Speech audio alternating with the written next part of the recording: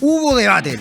Por primera vez, las 8 candidaturas a la moneda se pararon de igual a igual para responder, o quizás no tanto, entre preguntas cruzadas, tiros al córner y muchísimos memes. Entre un candidato nacionalista disfrazado con corbata gringa, pasando por un profe Artés que nuevamente nos dejó muchos momentazos para la industria del meme, y otro que, si bien reside en Estados Unidos, cada 4 años viene a Chile a visitarnos para seguir en competencia.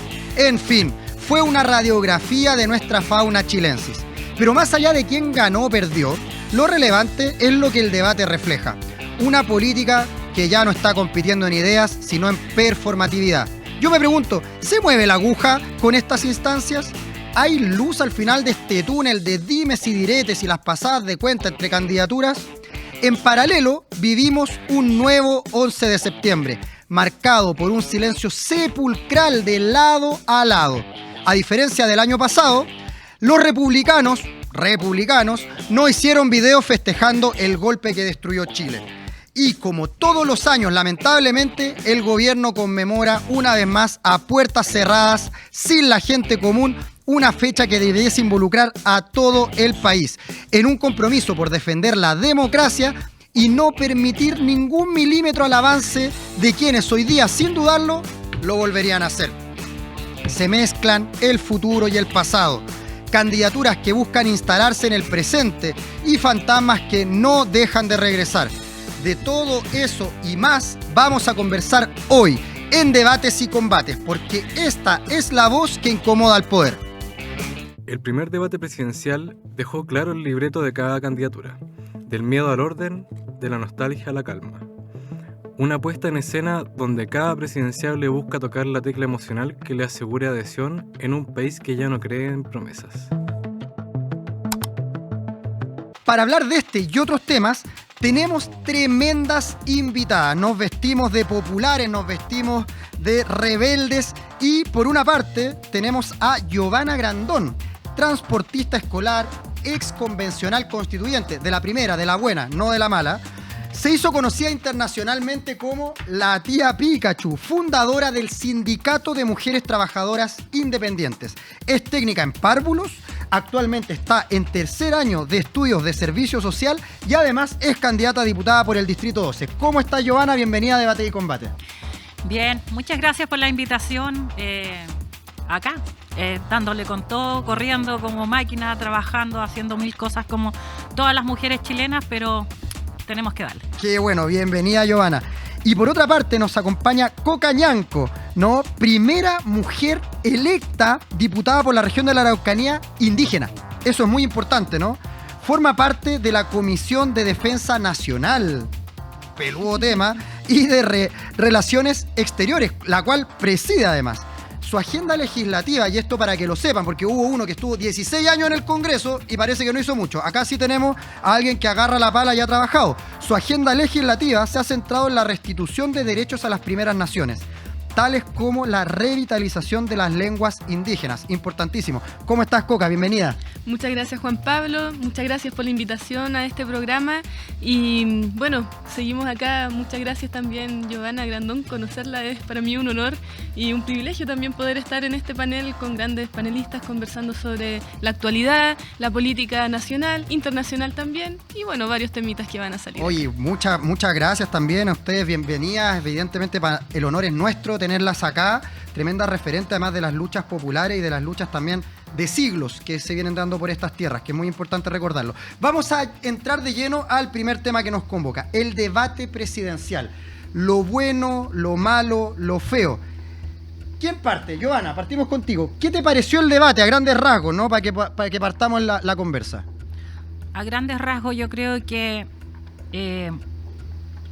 los candidatos que estuvieron dando, sobre todo Kast, yo puedo darlo ahí, que él se da vuelta. Tengo que haber contado como 7, 8 veces que nombró seguridad, pero no dio ninguna respuesta sobre cómo iba a implementar la seguridad en el país, cómo iba a implementar la seguridad en el norte, cómo iba a implementar la seguridad con las policías, con carabineros, con PDI. No dio ninguna respuesta sobre eso. Y pienso que estuvo muy bien Yané Jara porque se guardó y yo creo que para estar contestando tonteras, mejor uno deja su tiempo para contestar las cosas que la gente quería escuchar. Oye, el termómetro popular, ¿qué te dice? ¿Mueve la aguja este debate? La gente al otro día estaba comentando, le cambió su voto. ¿Cómo lo viste tú también ahí? Yo lo puedo ver desde el mundo popular, desde la feria, desde Claro. escuchar a las personas cuando uno voy a cachurear, voy a la feria, y la gente habla todo el tiempo sobre lo que escuchó, sobre el debate o lo que vio en la televisión el día anterior. Yo por lo que alcancé a escuchar, decían que las propuestas de Janet le parecían bien, que esas iban como directo al grano para ayudar al pueblo chileno, como que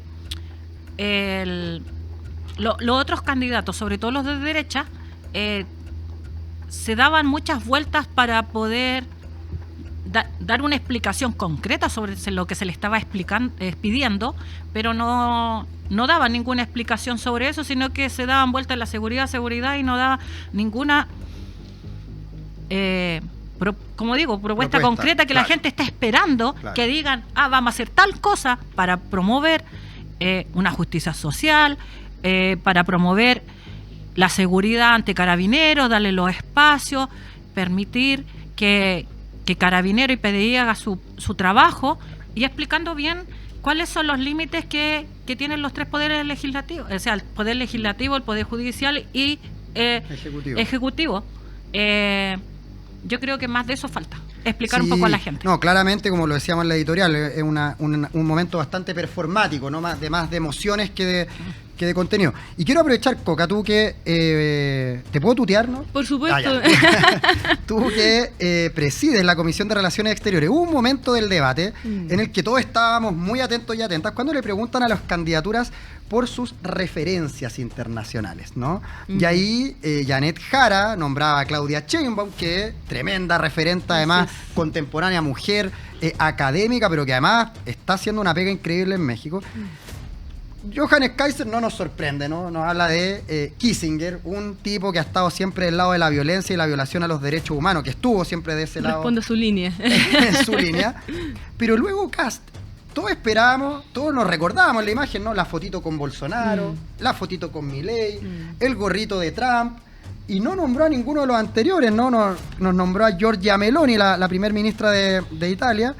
Y hoy día, con toda esta bataola que se genera con la condena a más de 40 años de Jair Bolsonaro por golpe de Estado, o sea, no estamos hablando acá nada menor, ¿cómo lo viviste tú ese momento? ¿Cuál es tu perspectiva en torno a aquello?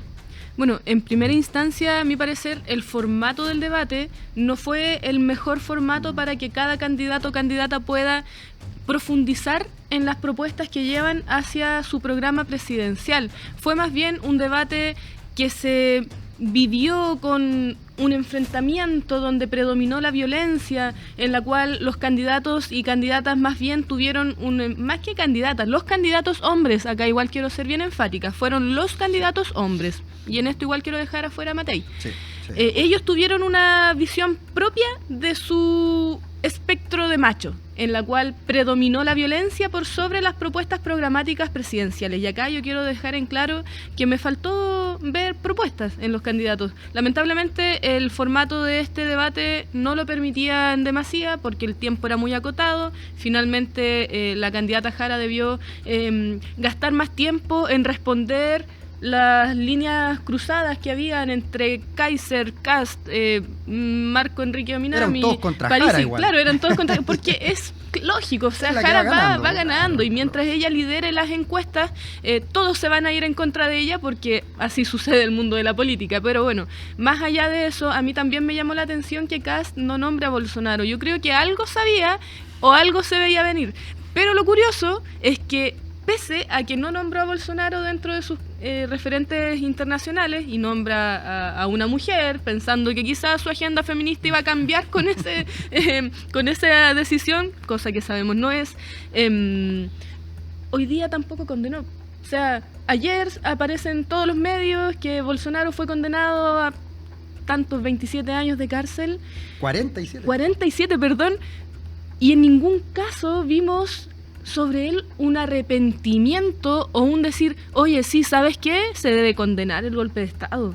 O sea, de partida vemos que responde también a sus intereses, porque él nunca ha condenado tampoco el golpe de Estado en Chile. Es más, lo ha profundizado. Sí. No, de hecho, el año pasado las juventudes del Partido Republicano celebraban afuera de la moneda. Y eso fue, de hecho, sancionado por el CERVEL. Y parece que hoy día, que este año hay elecciones porque no hicieron nada. No, es que curiosamente cuando hay elecciones se esconden, pero cuando no hay elecciones salen con toda la pachorra y sin miedo a nada a decir lo que realmente piensan. Y eso es lo peligroso, que son hipócritas en su plantear, porque si ellos realmente tuvieran la valentía de hacerlo siempre, no se quedarían callados para elecciones. Y hoy día yo quisiera ver a José Antonio Kast condenando a su amigo Bolsonaro por las acciones que cometió, Tal cual. que son justamente las que él ha argumentado fielmente a su discurso con lo que sucedió acá en Chile. No lo hemos visto. Tampoco vimos que condene o que haya condenado a el exdiputado Mauricio Ojeda, quien hoy día está en la cárcel, desaforado, por cierto, por el caso Convenios en la región de la Araucanía, y quien se sacaba fotografías con José Antonio Kast celebrando para el lanzamiento de campaña en Temuco. Entonces, me corrigen en el fast check instantáneo que tenemos acá, que eran 27 años. 27 años. Está bien la diputada, así que nosotros acá no vamos a reproducir las fake news, estamos totalmente en contra de las noticias falsas. Yo sé que hay algunos ahí haciendo campaña con aquello, acá no. Y además, para pasar contigo, Giovanna, Kast además comentó lo de Bolsonaro, de hecho, dijo que en Brasil hay jueces con ideología muy marcada. Yo imagino que esta ideología será la democracia, quizás. No sé qué es lo tan marcado, porque evidentemente cuando alguien hace un golpe de Estado, que ya vamos a pasar a ese tema en el segundo bloque, evidentemente los jueces tienen que actuar en aquello. Yo no digo que acá que las instituciones sean perfectas y funcionen siempre, pero llama un poco la atención. ¿Cómo tú también viste esa dimensión del debate? ¿Cómo se ha vivido también estas referencias que se han ido construyendo en la región? Veíamos lo de Milei también hace un par de días. ¿Cómo lo estás viviendo tú también desde tu militancia popular, Giovanna? Yo creo que lo que muestran ellos, tal como decía acá la compañera, ellos esconden, son peligrosos. Esa gente es peligrosa cuando no muestra su esencia, sobre todo cuando están ahora candidateándose para poder salir, hay elecciones, esconden su ser interno que da miedo realmente cuando tú no sabes con quién estás tratando, porque uno puede decir Meo estaba como un poquito exaltado, pero uno sabe más o menos a lo que va. Pero con Kaiser igual, hay que reconocerlo. Uno sabe que se pasa a 5 pueblos, pero uno sabe que es así. No, pero y él reafirma incluso su postura. ¿Sí? Claro. Sí, cierto que es peligroso porque él es calmado, pero esa esencia que tiene tan soberbia, esa esencia maligna. Que le dicen. Claro, o sea, yo creo que hay que tener un poco de cuidado, sobre todo las personas que estaban esperando el debate y que estuvieron hablando un poco de cómo se expresaba cada uno y que lo vieron antes y lo ven ahora. Y desde ahí uno tiene que hacer un poco un mea culpa, es decir, a ver, lo voy a juzgar, le voy a levantar la voz, le voy a decir algo porque por miedo a que me diga algo, pues yo creo que la candidata Jara estuvo muy bien en no contestar ciertas cosas. No caer en el jueguito. No caer en ese juego, porque era un ataque constante, como decía acá la compañera, y una que tiene que tener cuidado con eso, y no entrar en el mismo juego de ellos y caer en eso como lo hizo Milei, que pasaba la motosierra y que quería los zurdos de mierda y cambiar todo eso. Y ahora ven cómo está la gente en Argentina. La motosierra se la pasan a los pobladores, a los jubilados, a los estudiantes. A los más vulnerables. Igual, ojo, acá yo quiero meter un poquito la cuchara. Por favor. Vimos que Kast tampoco habló sobre Milei, no lo dejó como un referente, o sea... Hoy tienen una lealtad de Cholguán. Totalmente, o sea, igual Vota, nos damos cuenta que nuevamente el ánimo de republicanos es no defender a la República de Chile, siempre van a querer defender una república ajena. Primero fue Estados Unidos, hoy día también con Donald Trump, luego vemos que se van a Italia, ni siquiera defienden a Latinoamérica, porque por último hubiese visto a Milei como alguien a quien referente, pero claramente no lo iba a nombrar. Quien sí lo nombró fue Franco Parisi, me parece mucho. Bueno, él se ha sacado fotografías y ha usufructado de eso en muchas ocasiones, pero vemos cómo Republicanos responde siempre también a una lógica en la cual no respetan la República de Chile. A mí me parece bastante curioso que se llamen republicanos y nacionalistas, en el caso de Kaiser también, y bueno, Kaiser nacionalista respondiendo con una corbata de la Constitución gringa, no es nuestro, no es más nuestro... colonialista, imposible. Por supuesto, o sea, si es estas personas, si al día de hoy tuviésemos que abolir la esclavitud en Chile, estoy segura que ellos serían de los que no se opondrían a la abolición de la esclavitud. No, y ellos creen que son ellos por ser republicanos o por creer, se creen más chilenos que los mismos chilenos, más chilenos que los porotos, pero en sí la población chilena es la población más vulnerable, la población que sale a trabajar, el trabajador.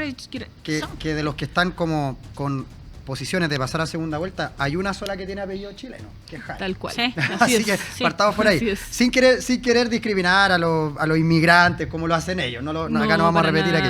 No. Oye, me va a salir estos no minutitos. Somos xenófobos. Exacto. De la pauta presidencial, porque tanto la diputada Coca como Giovanna van a la elección, a la reelección y a la elección respectivamente. Y da la particularidad que además representan identidades que han sido bastante golpeadas por este tipo de proyectos. Es decir, el pueblo mapuche o los pueblos originarios en el amplio sentido de la palabra, que fue una discusión que yo espero que siga dándose a propósito del proceso constituyente. Y en el caso de Giovanna, también el primer proceso constituyente en sí ha sido un proceso que desde estos espacios que hacen políticas desde el odio, desde la violencia, han tratado de satanizar.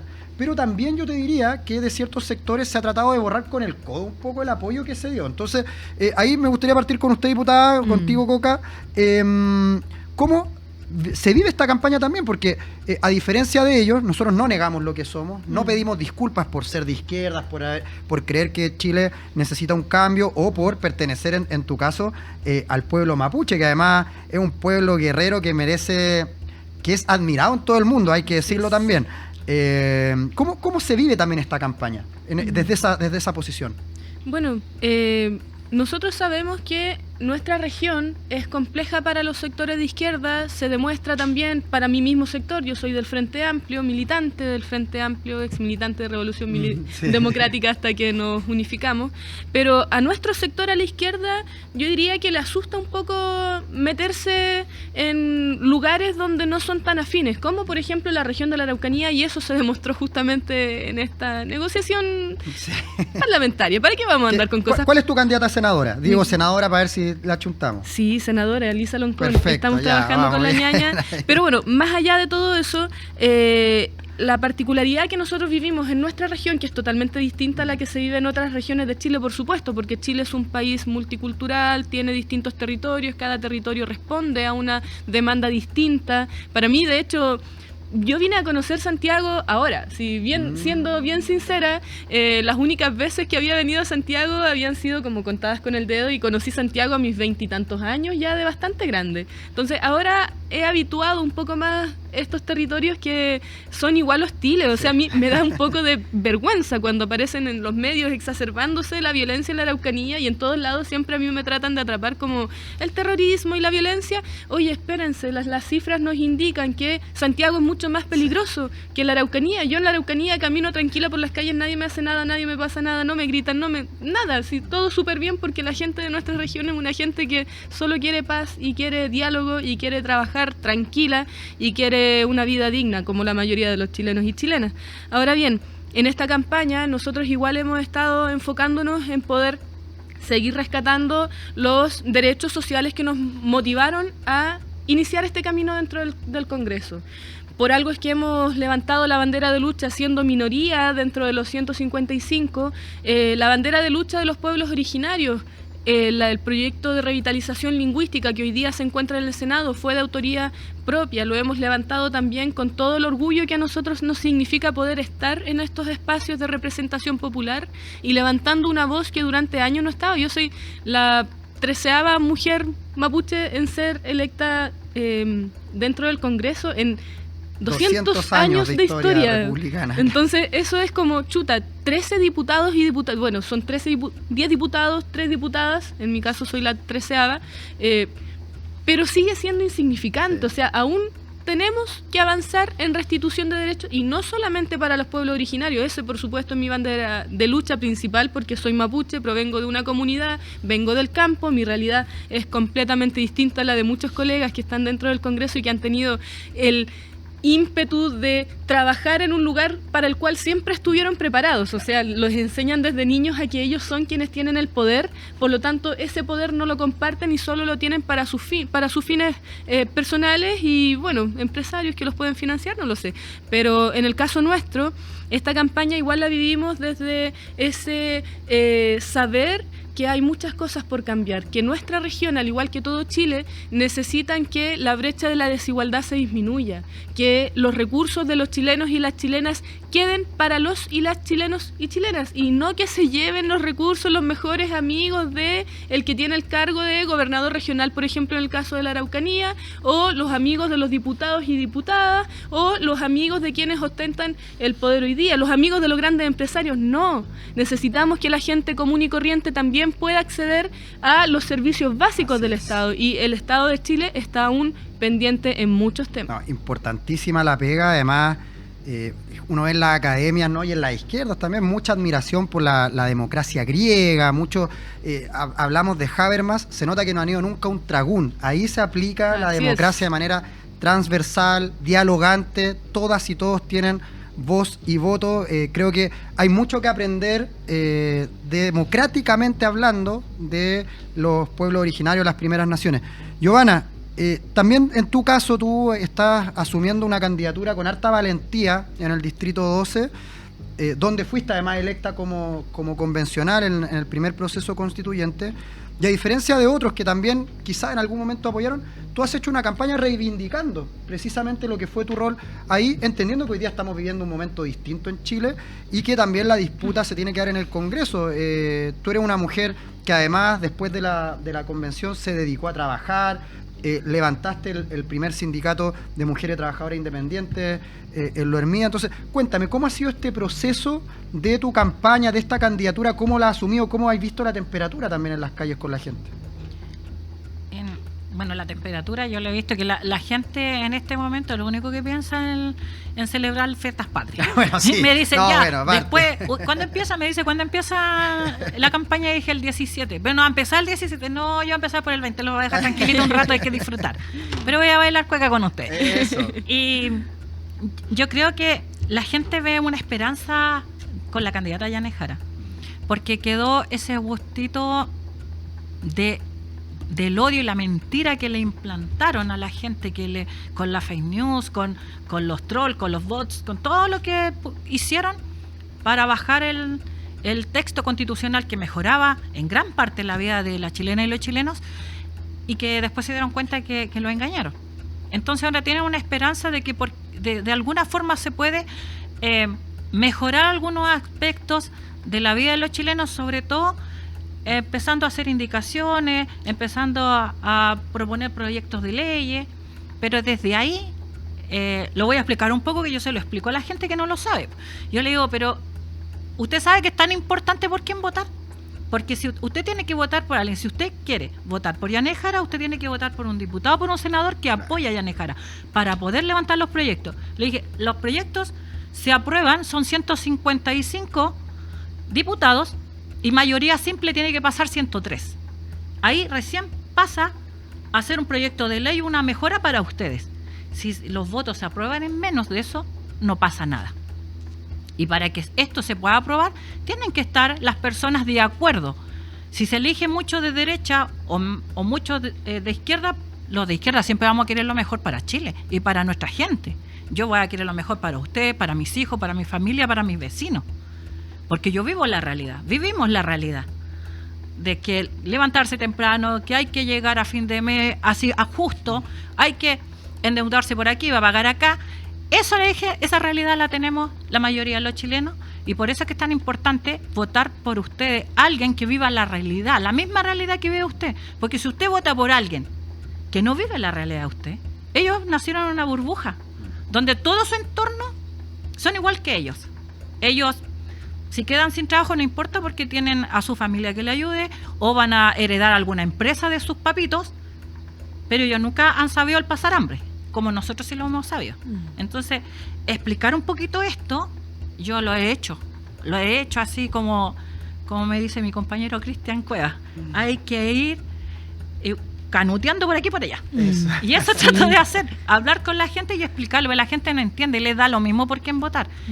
Lo mejor votan por alguien que no que lo represente, sino que porque les cae bien, porque habla bien, o porque habló bonito, o porque anda bien vestido, porque la gente le entra todo por la vista también, y no es así. Oye, igual, sí, por favor, ¿Sí? por favor. A nosotros nos pasa mucho que nos gusta hablar de democracia porque la vivimos al menos, o sabemos que la democracia es el mejor sistema que puede estar en una sociedad que cree, confía, escucha, dialoga y llega a acuerdos. Pero sabemos también que vivimos en una democracia imperfecta, que solo se traduce en los momentos de las elecciones en la cual es una democracia representativa. Usted tiene una nómina de candidatos y candidatas por los cuales puede optar, pero si no le gusta alguno, no tiene otra opción. O vota nulo o vota blanco, o no vota simplemente. Bueno, y el voto es obligatorio. Pero bueno, dentro de la democracia imperfecta que tenemos, debemos avanzar para que esa democracia o esas formas de ejercer la democracia se amplíen mucho más, y siempre que se pueda fortalecer la democracia es donde hay que estar. Por otro lado, lo que nos pasó en este periodo parlamentario, lo puedo hablar como a la interna del Congreso, era muy difícil, o es hasta el día de hoy muy difícil poder sacar adelante proyectos de ley que sean beneficiosos para las personas o para las mayorías. Y acá quiero poner como ejemplo el proyecto de la reforma tributaria, que se perdió al inicio del gobierno. O sea, nosotros vivimos el rechazo de la convención del primer proceso constituyente el 4 de septiembre del 2022. Luego que se rechaza esta convención, la derecha toma como la batuta, digamos así, se envalentonan con ese rechazo nacional, el sartén por el que mango, fue como un se dice. rechazo democrático, por cierto, más allá de que si estábamos o no de acuerdo, que por cierto no era mi opción, yo iba por la opción apruebo, la voy a defender hasta el final, pero la gente decidió democráticamente y esa fue su decisión, y esa decisión se respeta. Si nosotros no respetáramos la democracia, entonces habríamos generado un golpe de Estado, que es lo que quiere hacer Kast, posiblemente. Claro. Pero lo que nos pasó en este periodo parlamentario es que proyectos de ley que iban a beneficiar a las mayorías se vieron truncados porque la mayoría parlamentaria que estaba dentro del Congreso era una mayoría que no estaba de acuerdo con ese proyecto. Incluso nos pasó para la reforma de pensiones. Republicanos rechazó la reforma de pensiones, o sea, se metieron con los pensionados, con los ancianos, las ancianas, quienes tienen apenas 60.000 pesos para vivir, 100.000 pesos para vivir. Yo soy hija de padres que son profesores rurales. Mi mamá ya se jubiló. Mi papá ya le queda un poquito más, sigue siendo profesor rural y trabaja en el campo. Pero, pucha, veo a mi mamá que si no es porque ella es discapacitada, lamentablemente, no tendría acceso a una mejor pensión. Y eso, la verdad es que da rabia, da impotencia, porque uno la ha vivido en la carne propia. O sea, yo quizás no soy pensionada, pero sí lo veo con mis padres, con mis abuelos que ya están muertos, con todos los ancianos y ancianas, los pensionados y pensionadas que viven de una pensión solidaria del Estado, que no les alcanza. A mí me dicen en los territorios, diputada, pero ¿qué va a pasar con los pensionados? Tenemos que pagar medicamentos, tenemos que pagar la luz, tenemos que pagar el agua, tenemos que pagar la casa inclusive, porque hay muchos de ellos que siguen endeudados, o ya sea pagando un arriendo, ya sea pagando una hipoteca.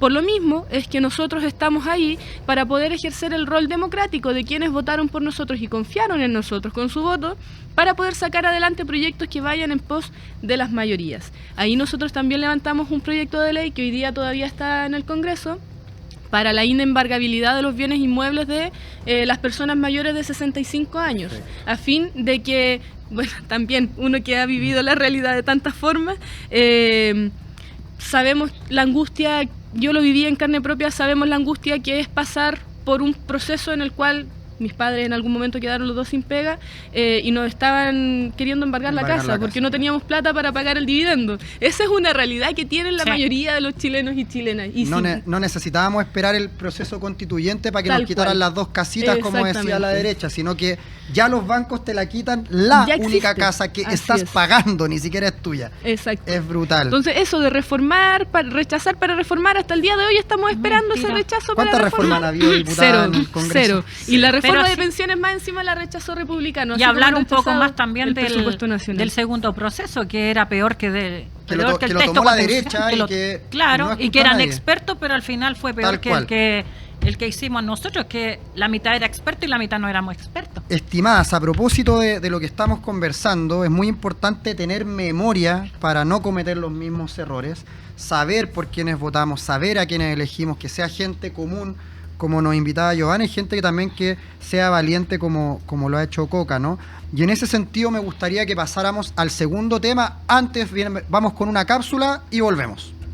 A 52 años del golpe militar, vuelven a escucharse voces que relativizan el terrorismo de Estado, el negacionismo, los discursos de odio y hasta la reivindicación de la dictadura marcan un nuevo aniversario del 11 de septiembre.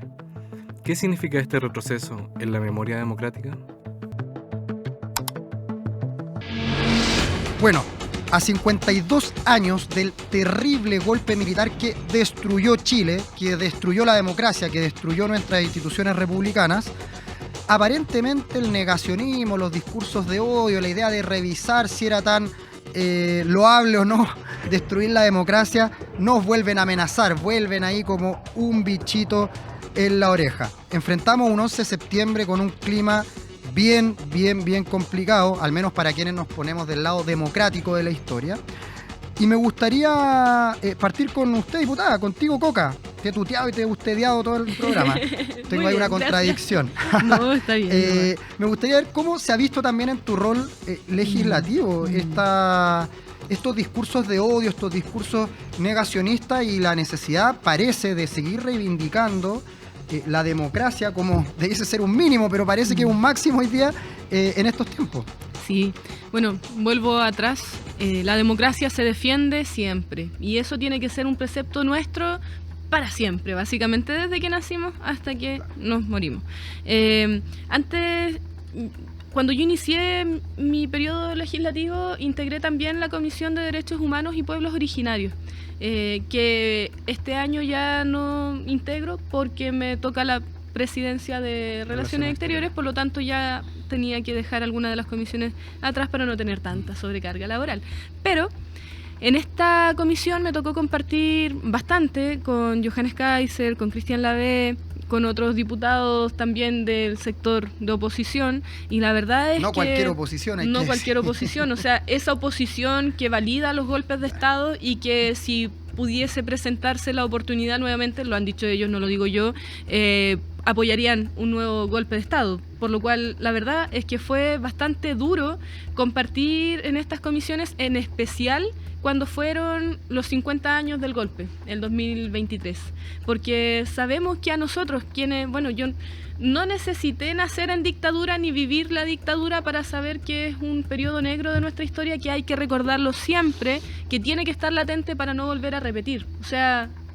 justicia y reparación y no repetición, esos siempre han sido los preceptos por los cuales me he regido partiendo por mi casa, pero estar en estos espacios en los cuales además compartíamos con la colega Lorena Pizarro, quien es una destacada, fue presidenta de la agrupación de detenidos desaparecidos, ella es hija de detenidos desaparecidos, o sea, encontrarse en esos debates que no eran debates, eran netamente violencia y ataque, es doloroso y es triste, porque hay empatía por parte nuestra de entender la historia como un proceso que debe aprenderse para no repetir. O sea, nosotros sabemos que en Alemania existe una condena hacia los discursos negacionistas. Sabemos la historia que sucedió en Alemania, en la Alemania nazi, en la cual en las mismas escuelas se les enseña a los niños que esa historia no debe ser en ningún caso un levantamiento de una bandera. Acá en Chile eso no existe. O sea,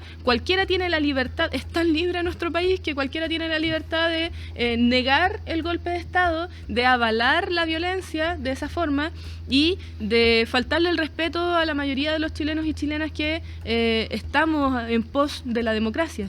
Por lo cual es difícil, es complejo hasta el día de hoy.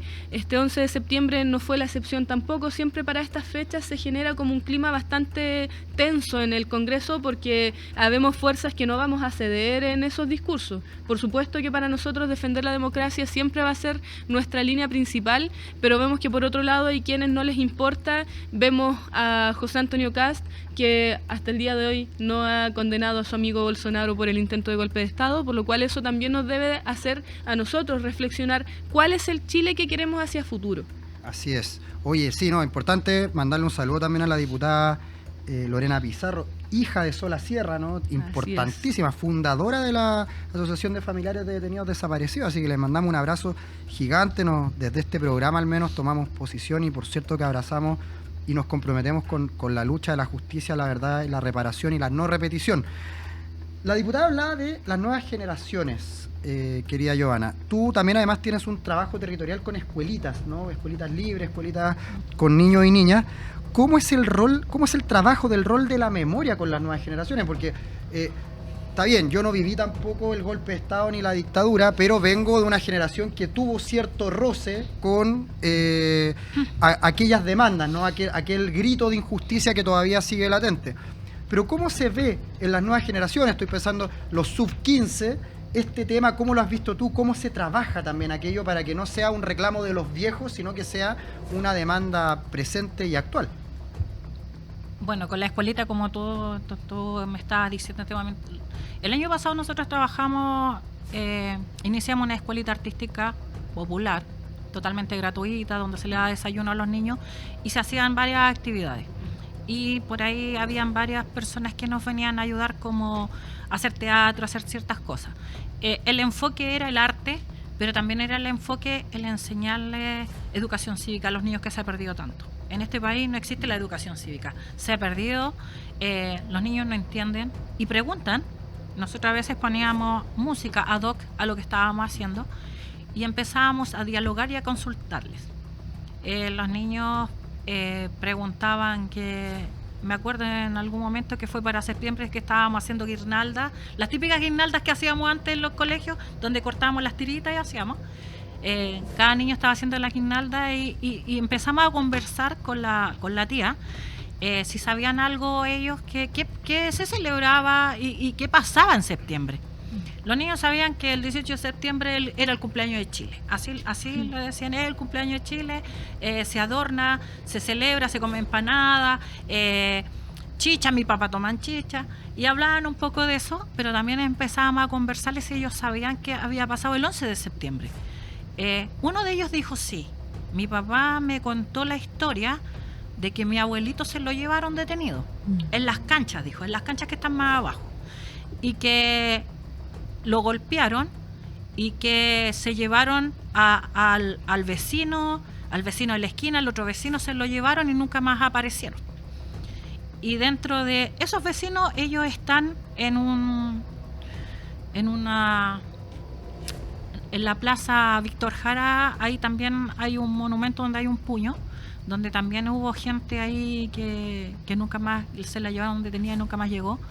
Y él le explicaba a sus demás compañeros, en este caso estaban mis hijos también, que pusieron atención un poco, porque nosotros de repente hablamos en la casa también del tema, para que puedan entender, y mi hijo le dijo, sí, el profesor de historia nos contó, y habían compañeros que son extranjeros, porque la mayoría de los colegios, en los colegios municipales hay más extranjeros que chilenos, y que no sabían de la historia, y que les llamó la atención, que por qué habían matado tanta gente. Había habido un golpe militar donde había un presidente electo que quería muchas cosas buenas para la gente y que salió popularmente electo y que quería darle trabajo a la gente y que vino otro que era de Fuerzas Armadas, así le explican, así decían, y hizo el golpe militar y él se quedó ahí como presidente y empezó a matar a la gente que pensaba diferente, mujeres, niños, a desaparecer los que nunca más aparecieron, y decían, ¿y por qué pasa eso? Más que la historia, ellos decían, ¿por qué puede haber gente tan mala en la tierra que haga eso y que no sienta el dolor ajeno, o que le dé lo mismo la muerte de una persona y que lo compare por, ellos decían, que rompieron un semáforo?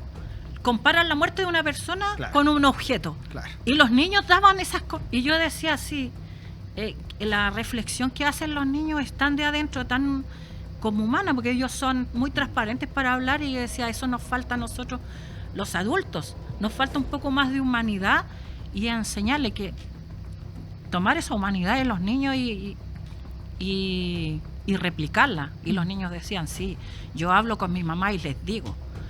Y mi mamá ahí me cuentan, pero mis mamás poco se acuerdan, dijo, de lo que pasó, porque tampoco se habla mucho en la escuela. Son algunos los profesores que toman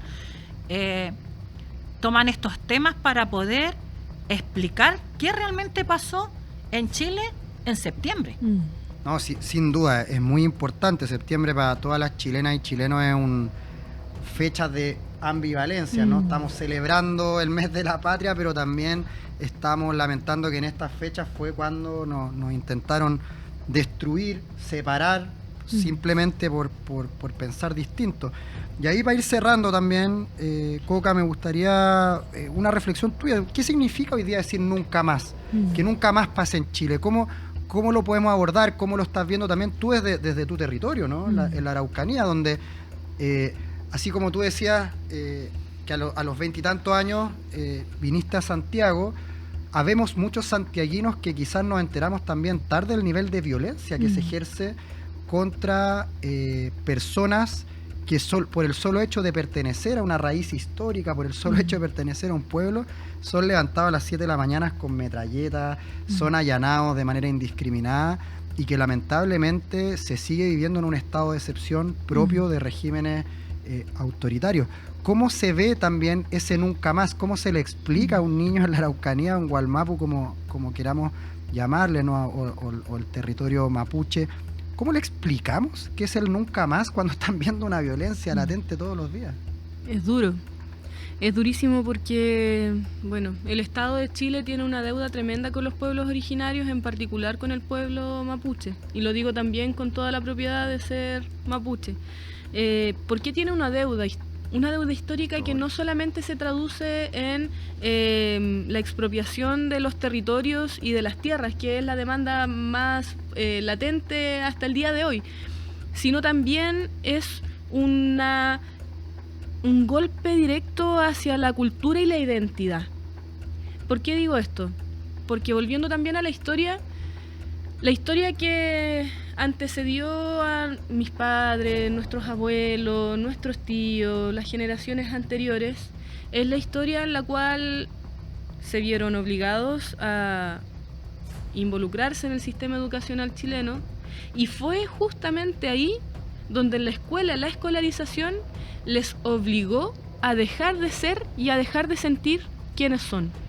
A mi papá lo golpearon innumerables veces en la escuela porque no sabía hablar español y porque sus palabras eran enredadas. ¿Y para qué vamos a estar con cosas? Nosotros que provenimos de sectores vulnerables, marginales y fuera de las élites, grandes élites, tenemos también un idioma y tenemos también una expresión lingüística distinta que responde también a nuestro contexto territorial. De mí se han reído por cómo hablo, la verdad, y no me importa porque hablo como soy, porque así soy. O sea, no voy a cambiar mi origen y no me importa tampoco.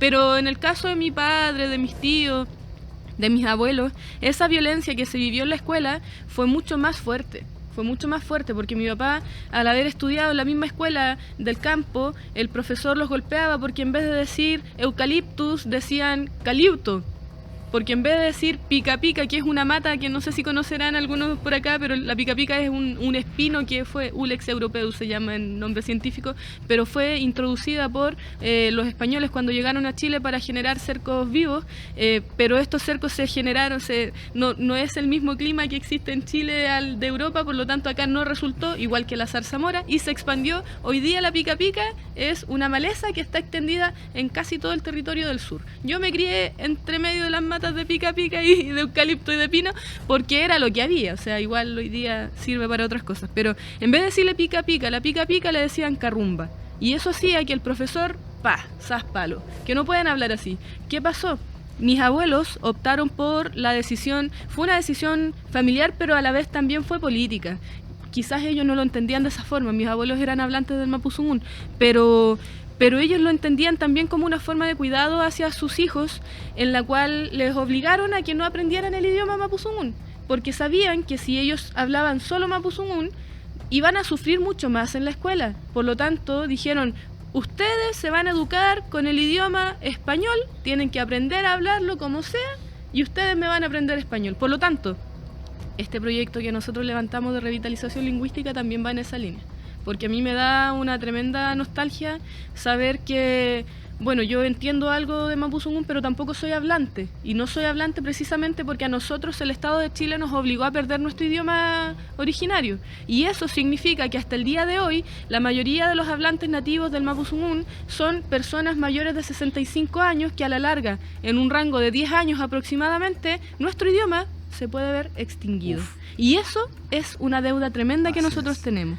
Por lo tanto, hablar del nunca más en Chile no es para nosotros solamente un discurso o una palabra que surge como, oh, hoy día está de moda hablar del nunca más. No, es historia, es memoria y también es reconstitución. Es reconstrucción de la historia que nosotros podemos contar.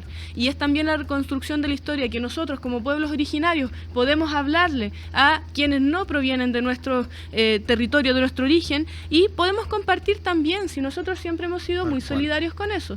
Así es que, bueno, en nuestro caso va un poco por esa línea también el no repetir esta historia de genocidio que ocurrió con los pueblos originarios, con nuestro pueblo mapuche en particular, y enseñarle al mundo que no estamos acá para generar violencia, para generar odio, para generar discursos que vayan en pos del quebrantamiento de la institucionalidad, sino más bien somos parte de la institucionalidad para desde acá poder hacer cambios y transformar la historia que les va a seguir a las nuevas generaciones. Muy importante ser nunca más, no solo a 52 años, sino también a 500 y tantos años y contando.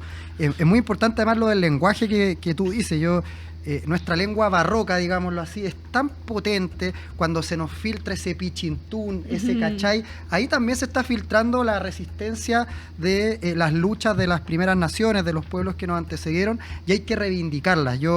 Imagínense lo loco, y para ir cerrando, ¿no? Pero imagínense lo loco que nos sigue rigiendo nuestra lengua, la Real Academia de la Lengua. O sea, la corona, la monarquía sigue rigiendo cómo tenemos que hablar. Yo al menos me rebelo totalmente contra aquello y reivindico estos lenguajes champurreados, estos lenguajes barrocos. Creo que eso es lo que nos constituye como habitantes de este territorio. Tengo la esperanza y el sueño también de que vamos a poder convivir entre pueblos en este país. Bueno, ya se nos está acabando el tiempo y les voy a dar un minutito para que se puedan despedir también de su gente, quienes lo estén viendo. Partimos contigo, Johanna.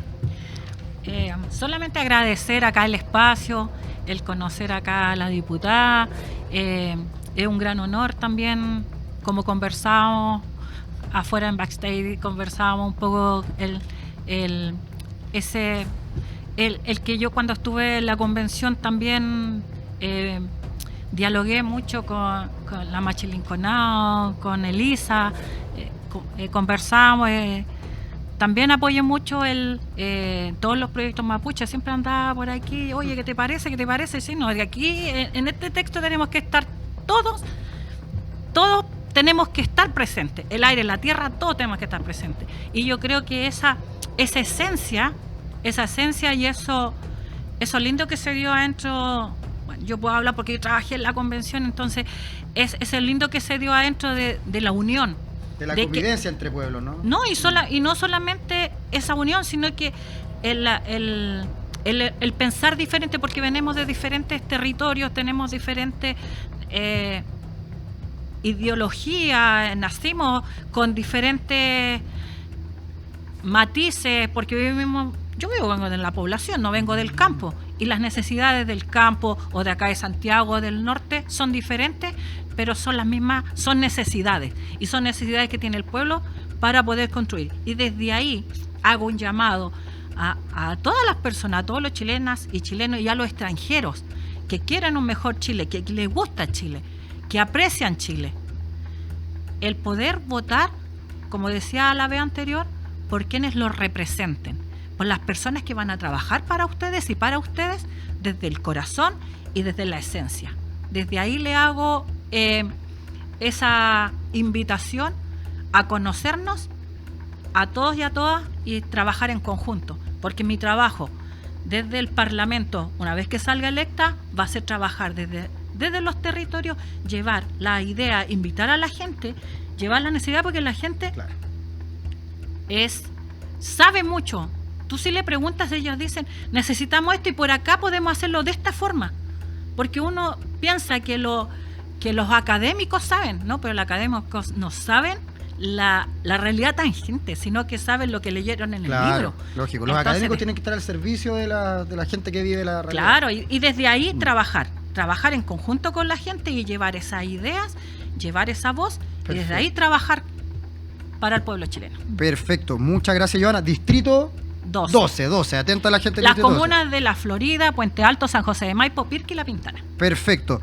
Coca, un minuto también, no como Joana, que nos pasó el minuto para ir cerrando también. A ver si me sale en un minuto ya. Perdí varios segundos en esto. Bueno, para empezar, decirle a toda la gente de Chile, de nuestro país, pero también en especial de la región de la Araucanía, que nosotros vamos a trabajar por las necesidades más importantes de nuestro Chile y en especial de nuestra región. Sabemos que existe un problema con la seguridad de nuestro país, pero hay que ver qué tipo de seguridad. En mi región, los delitos que predominan en un 81% son los delitos intrapersonales, pese a que nos han querido hacer ver que la región de la Araucanía prácticamente se incendia todos los días. Eso, la verdad, es que los datos demuestran específicamente lo contrario. Estos delitos intrapersonales se traducen justamente en personas que, por ejemplo, se atacan con armas cortopunzantes. Un par de días atrás hubo un fallecido en la comuna de Saavedra quien fue apuñalado por otra persona que estaba en estado de ebriedad. Esos son los delitos que predominan en nuestra región. Por lo tanto, debemos avanzar en un Estado que promueva una salud entre todas y todos y una sana convivencia, una salud. ¿Por qué hablo del acceso a la salud? Porque el alcoholismo es un problema grave en nuestra región. En la misma comuna de Saavedra, el alcoholismo ha aumentado de un 2 a un 4% dentro del último tiempo. Por lo tanto, eso habla de un nivel de precariedad y de deficiencia del Estado. En nuestra región, el Estado casi no existe. ¿Y no existe por qué? Porque se traduce en que la gente no tiene muchos accesos a las oportunidades. La gente en la región de la Araucanía quiere oportunidades, quiere trabajo, quiere poder salir a la calle y tener un transporte público que lo pueda llevar a su lugar de trabajo. Yo viví esa realidad, viví la realidad del camino de Ripio, donde no teníamos agua potable, teníamos que sacar agua del pozo, teníamos que alumbrarnos a través de velas, no había otra forma de comunicación en esos años, yo me acuerdo. Luego ya llegaron algunas formas más de desarrollo de nuestra región, pero hasta el día de hoy, recorriéndola, nos hemos dado cuenta que nuestra región de la Araucanía sigue siendo la región con mayor cantidad de caminos rurales en todo Chile. Es la región que tiene la mayor cantidad de postas rurales a nivel nacional. Postas rurales que no tienen luz, que no tienen agua, que tiene que atender un montón de gente y que las listas de espera siguen. Por lo cual, nuestro compromiso es con toda la gente de la región y con toda la gente de Chile, de poder sacar la voz de esa realidad que es el otro Chile. También tengo una frase: ¿qué dirá el Santo Padre que vive en Roma que le están degollando sus palomas? No la dije yo, la dijo Violeta Parra. ¿Y por qué lo quiero poner en contexto? Porque el 11 de septiembre es una fecha en la cual nosotros tenemos que conmemorar a todos aquellos quienes fueron arrebatados por la dictadura. La memoria y la historia es parte de nuestro trabajo también. Por otro lado, quiero hablar que si la memoria y la historia y el no a la violencia y promulgar la paz es parte de nuestro trabajo, no puedo dejar de lado el genocidio en Gaza. Y con esto quiero mandar toda mi solidaridad a todos los miles de palestinos que están y palestinas que están siendo masacrados por un Estado genocida, que no está siendo de alguna manera sancionado pero sí que han habido iniciativas como de Sudáfrica para poder llevar adelante una demanda internacional en la CIG en contra de Netanyahu como un criminal de lesa humanidad y un criminal de guerra. Más que de guerra, de lesa humanidad, porque acá no hay una guerra, hay un genocidio. Y en eso tenemos que ser enfáticos. Si no existe la solidaridad entre pueblos y no somos capaces de posicionarnos firmemente en contra de la guerra, del odio y de la violencia, no podemos tener un camino a futuro que nos permita la democracia, el diálogo y la paz. Por nuestra parte, nuestro compromiso está con todos y con todas los chilenos y chilenas que requieran de nuestros servicios, y ahí estaremos, porque somos servidores públicos y en estos espacios de representación popular debemos sacar la voz por los sin voz. Muchas gracias, Coca Ñanco, muchas gracias, Giovanna, por acompañarnos en este 6º capítulo de Debate y Combate. Hablamos del debate presidencial, lo que nos dejó la guerra de emociones, también la memoria, ¿no? La memoria no solo de los 52 años, sino de los 500 años y la de hoy también, como bien lo decía la diputada Congaza. Yo todos los capítulos cierro recomendando un libro, pero hoy vamos a innovar. A propósito de la memoria, a propósito de la infancia y a propósito del futuro, les quiero recomendar el documental 100 niños esperando un tren de Alicia Vega. Este es un documental que se grabó en la población Lo Hermida, precisamente en la elaboración de una película con 100 niños y niñas en la población en plena dictadura. Lo pueden encontrar en Onda Media o en todas las plataformas también gratuitas. Recomendadísimo para estas fechas porque la memoria se construye también desde la infancia. Nos vemos en Debates y Combates. Síganos, suscríbanse y sigan nuestras redes de La Roja TV. Chau.